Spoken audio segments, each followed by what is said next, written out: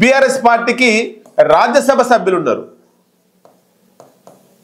రాజ్యసభ సభ్యులు మరి వీళ్ళు ఒక్కసారైనా పోయి ప్రధానమంత్రి మోడీకి ఒక్క వినతి పత్రం ఇస్తలేరు 42% రిజర్వేషన్లు తెలంగాణలో అమలు చేయాలని. వాళ్ళు కూడా అట్లా దరిద్రంగా తయారయ్యారు. కేటీఆర్ సప్పుడు లేదు, వాళ్ళకి సోయి లేదు, కేసీఆర్కి సోయి లేదు, ఎవరికి సోయి లేకుండా పోయింది బీఆర్ఎస్లా. బీఆర్ఎస్ పార్టీ అనుకున్న బీసీలను వాళ్ళ ఓటు బ్యాంకును రేవంత్ రెడ్డి కిషన్ రెడ్డి కలిసి గుంజాలే కొల్లగొట్టాలని చూస్తుంటే వీళ్ళు పోయి మరి ఆ ఓటు బ్యాంకును కాపాడుకోవాల్సిన అవసరంలో 42% రిజర్వేషన్ల కోసం పోయి పిఎం నరేంద్ర మోడీకి లేదా కేంద్ర మంత్రి అమిత్ షాకి లేదా రాష్ట్రపతికి లేదా తెలంగాణ రాష్ట్ర గవర్నర్కి ఒక వినతి పత్రం ఇచ్చిర్రా? సొంతంగా ఒక ధర్నా చేసిర్రా? సొంతంగా ఒక ఆందోళన చేసిర్రా? మరి ఇక ఉద్యమ పార్టీ ఎట్లయితుంది? ఉద్యమ ఆకాంక్షల పార్టీ ఎట్లయితుంది? తెలంగాణలో బీసీలకు సంబంధించి ఎక్కువ జనాభా ఉంది. మరి బీసీల ఆకాంక్ష కలిగిన పార్టీ ఎట్లయితుంది? బీజేపీ సపోర్ట్ చేయదా, కాంగ్రెస్ సపోర్ట్ చేయదా, బీఆర్ఎస్లకు సోయి లేదా? మరి ఇలా ఒరిజినల్గా ఎవరు ఉన్నారంటే సిపిఎం పార్టీ ఉంది. సిపిఎం పార్టీ ఎందుకుంది? వీళ్ళు పోయి గతంలో ఇందిరా పార్క్ దగ్గర పెద్ద ఎత్తున ధర్నా చేసిర్రు. మొన్నటికి మొన్న రాజ్భవన్ ముట్టడి చేసిర్రు. రాజ్భవన్ ముట్టడి చేసిర్రు.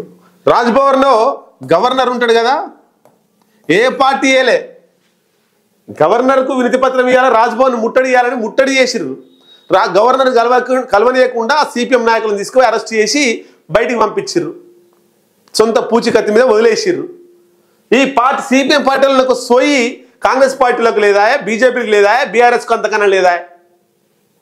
రాజ్భవన్ ముట్టడిస్తేనే కదా, రాజ్భవన్ గవర్నరే కదా ఆమోదించకుండా ఆపుతున్నాడు 42% రిజర్వేషన్ల కోసం. ఇటు తెలంగాణ శాసనసభలో ఆమోదమైంది, శాసన మండలిలో ఆమోదమైంది. ఈ రెండిట్లలో ఆమోదమైన తర్వాత అది జీవో అయింది. మరి ఈ గవర్నర్ సంతకం పెడితే అది చట్టంగా మారుతుంది. చట్టంగా మారడానికి అడ్డుపడ్డది గవర్నర్. మరి గవర్నర్ ప్రశ్నించాలి, గవర్నర్ ఎదుట ధర్నా చేయాలి, రాజ్భవన్ ముట్టడించాలి కదా బీజేపీ, కాంగ్రెస్ పార్టీలు, బీఆర్ఎస్ పార్టీలు. ఆ సోయి కూడా లేకుండా మసిపూసి మారడికాయ చేసి బీసీల కోసం గాంధీ భవన్ దగ్గర ధర్నా చేస్తున్నాం, లేకపోతే ఎంజీబీఎస్ బస్ స్టాండ్ దగ్గర ధర్నా చేస్తున్నాం, ఉప్పల్ రింగ్ రోడ్లో ధర్నా చేస్తున్నాం, ఆర్టీసీ క్రాస్లో ధర్నా చేస్తున్నాం. ఎందుకు పాడుగాన్ని ఎత్తుకొట్టుకోరు? ఏ ధర్నాలు చేస్తే ఏమొచ్చింది? పుండొక దగ్గర ఉంటే మందొక దగ్గర పెడతారా? మీరు గవర్నర్ రాజ్భవన్ దగ్గర ముట్టడించాలి కదా, రాష్ట్రపతి భవన్ ముట్టడించాలి కదా. నరేంద్ర మోడీ తెలవాలి కదా తెలంగాణలో ఏం జరుగుతుందో. ఇవి తెలియకుండా ఇంకా దరిద్రంగా మొత్తం రాజకీయ బీసీలకు సంబంధించి మొత్తంగా అన్ని పార్టీలు రాజకీయం చేస్తున్నాయి. చూడండి, బీజేపీ ఇక్కడ బీజేపీ, బీఆర్ఎస్, కాంగ్రెస్ ఈ మూడు పార్టీలు ఈడబ్ల్యూఎస్ రిజర్వేషన్లకు జై అన్నాయి. ఈ మూడు పార్టీలు కాంగ్రెస్, బీజేపీ, బీఆర్ఎస్ ఏడు అడ్డుకోలేదు. ఈడబ్ల్యూఎస్ ఎకనామికల్లీ వీకర్ సెక్షన్స్ ఆ 4 నుండి 5% ఉన్నటువంటి జనానికి 10% రిజర్వేషన్లు కల్పిస్తే జై అన్నాయి. ఎవరు అడ్డుకోలే, కోట్ల కేసు వేయలే, బీసీలను అణగదొక్కి రేయకుండా. మరి వచ్చి మళ్ళీ ఇంకేం చేస్తున్నారు? ఈడబ్ల్యూఎస్ రిజర్వేషన్లకు జై అన్నారు, బీసీ రిజర్వేషన్లకు జై అన్నారు.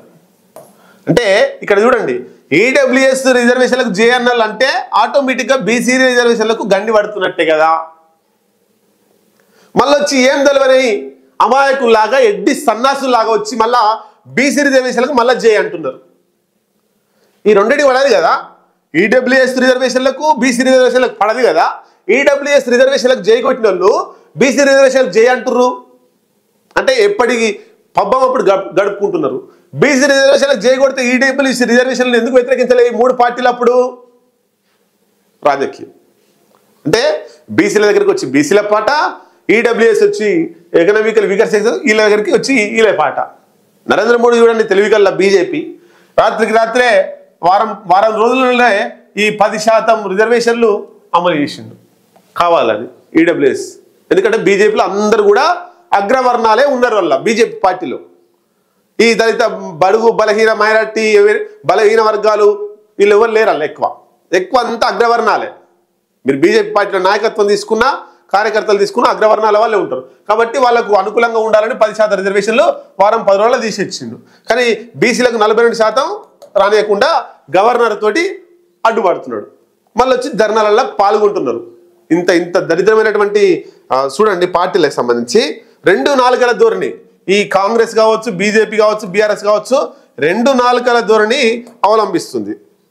ఇంకా ఒక పాలక పార్టీ బిల్లు పెట్టింది. కాంగ్రెస్ తెలంగాణ రాష్ట్రంలో అధికారంలో ఉంది. ఇది బీసీ రిజర్వేషన్ కోసం బిల్లు పెట్టింది. రాష్ట్రంలో అధికారంలో ఉన్న పార్టీ ఇది. ఇంకోటి బీజేపీ కేంద్రంలో అధికారం ఆపింది. అంటే కాంగ్రెస్ పార్టీ రాష్ట్రంలో అధికారంలో ఉండి బీసీ బిల్లు పెడితే బీజేపీ కేంద్రంలో అధికారంలో ఉండి ఆ బిల్లును ఆపింది. నువ్వు కొట్టినట్టు చెయ్యి, నేను ఏడిచినట్టు చేస్తా, నువ్వు బిల్లు పెట్టినట్టు చెయ్యి, నేను ఆపినట్టు చేస్తా. ఇంత దరిద్రంగా తయారైంది చూడండి. ఇంకా ఇదే కాదు, ఇది అండర్స్టాండింగ్ రాజకీయం అంటారు. అండర్స్టాండింగ్ రాజకీయం.